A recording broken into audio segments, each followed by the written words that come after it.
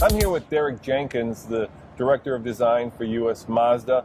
And of course, you've got a lot of weight riding on your shoulder. You just designed, actually you and the team just designed the brand new Mazda MX-5 Miata. And I want to know what inspired you, but don't go away because that's coming up next on the Fast Lane Car.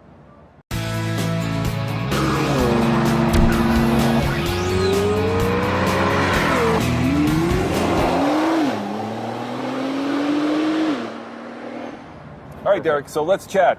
The new design is much more aggressive. The old one was kind of cutesy, kind of fun. This one seems much more purposeful, especially in the headlight. Why did you decide to change directions in that regard? You know, I think that was through a lot of discussion earlier on with the project. There was kind of two routes to go, whether we stay purely classic and keep, you know, every little aspect like NA, NB, NC, all the prior generations, or we make a bigger step and try to bring the car into a more contemporary context. Certainly we didn't want to take out any of the fun. The fun's all going to be there, and the car will always be about fun.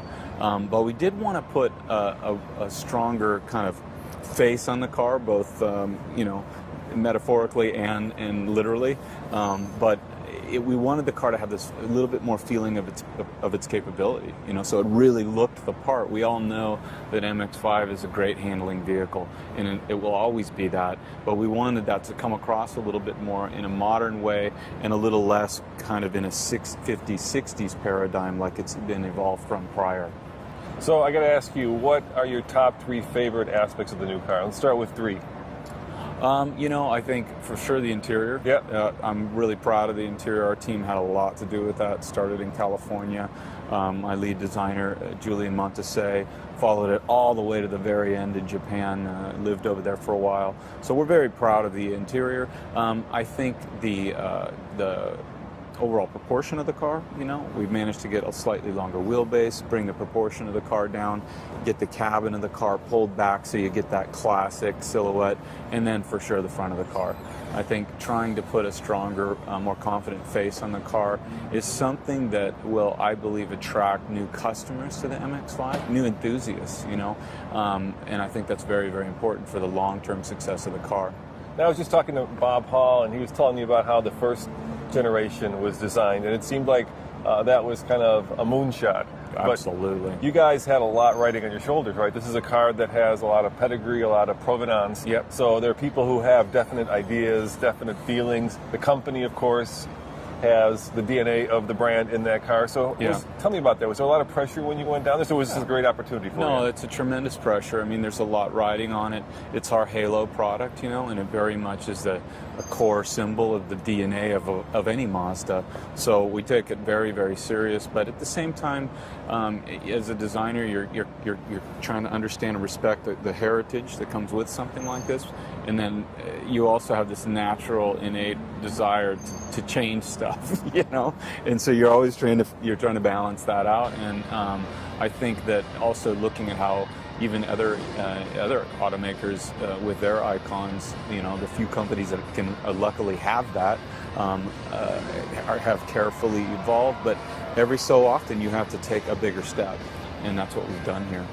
Now, I was reading our comments when we published a video that showed you unveiling the car, and one of the comments was, and I want to see what you think of this, it was BRZ plus F-Type equals MX-5. What's your take on that? You know, the headlights are BRZ, right? The taillights, there's a little bit of F-Type in it. Is that fair, or is that a harsh YouTube comment? I think that's just people reaching for stuff personally. I think the car has originality all over it. You know, I think certainly you can draw some parallels with certain details, and people like to do that, you know, when they haven't fully digested something. We do it with music and art, architecture. We all do it. Fashion. No, that looks like my mom used to wear it. You know, it's like, and next thing you know, you're wearing it. You know, I think it's important to keep an open mind and wait till you see the car on the road. And I think this car will definitely live on its own identity. And have you seen it on the road yet? Has it been out there in the wild? Yeah. Because you don't have a chance. I've had the opportunity in still close quarters, you know.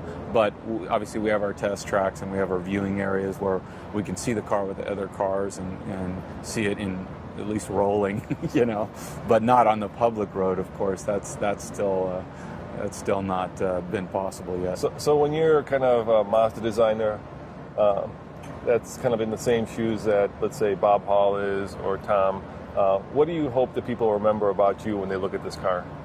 You know, I just think I feel like my contribution here was to try to bring the car into a modern context. That was, you know, I always tried to reflect the idea of, you know, what would my fellow enthusiasts really want in their driveway? What would they go out and buy a car like this? What would they want? What would I want? What would my friends want? And I think, you know, it was an important topic, and not to get completely locked down by trying to replace the car with something so similar that what came before. Yeah. So keeping the heritage, the provenance, but yet moving the ball forward. Absolutely. Concept's the same, but it has to evolve.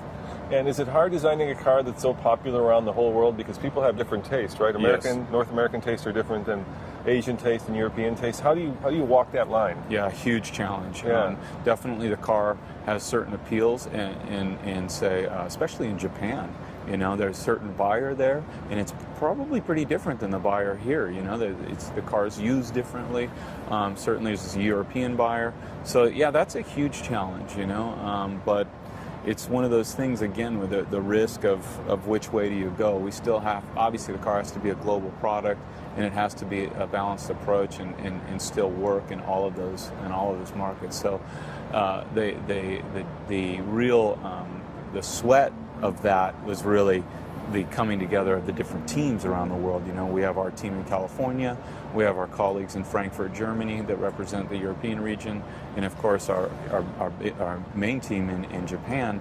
There's a whole series of it's like small competitions, and then a review process and a selection of the key ideas that work for the global palette, and that's how it comes together. So last question.